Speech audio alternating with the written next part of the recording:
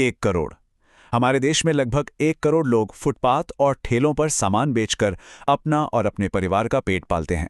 ये सिर्फ एक आंकड़ा नहीं है, ये 1 करोड़ जिंदगियां हैं, एक पूरी की पूरी अर्थव्यवस्था है जिसे हम अक्सर देखकर भी नजरअंदाज कर देते हैं। लेकिन अच्छी बात यह है कि अब चीजें थोड़ी बदल रही हैं।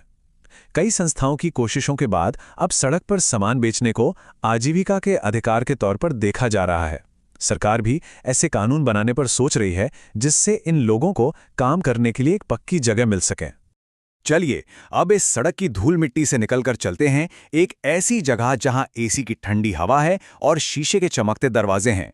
इसी शहर में एक बिल्कुल अलग दुनिया, एक बड़े शोरूम के अंदर जहां काम और जिंदगी के मायने ही बदल जाते हैं। मिलिए हरप्रीत और वंदना से। बच्चू मांझी के ठीक उलट इनका काम एक बड़े बाजार में एक पक्की दुकान में है। ये शहर की फॉर्मल यानी कि संगठित अर्थव्यवस्था का एक उदाहरण है। देखिए, यहाँ कहानी बिल्कुल अलग है। इस शोरूम की भी अपनी कहानी है, जो एक छोटी सी दुकान से शुरू हुई थी और आज एक 3 मंजिला शोरूम तक पहुंच गई है। यहाँ अस्थिरता नहीं बल्कि ग्रोथ है, तरक्की है, जो बच्चू मांझी की जिंदगी से बिल्कुल अलग है।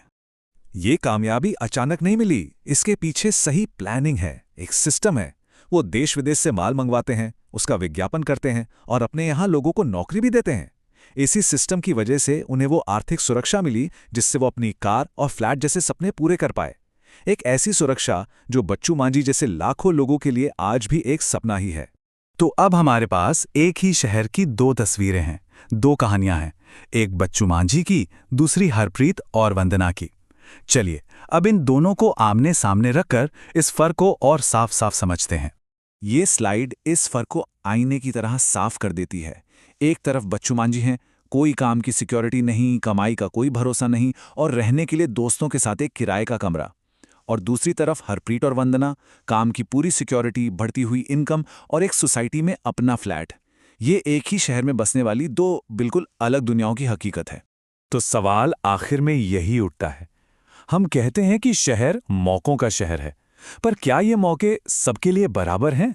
बच्चू मांझी और हरप्रीत की कहानियां हमें ये सोचने पर मजबूर करती हैं कि शहर में अवसर तो हैं, पर क्या उन अवसरों तक पहुंचने के रास्ते सबके लिए एक जैसे हैं?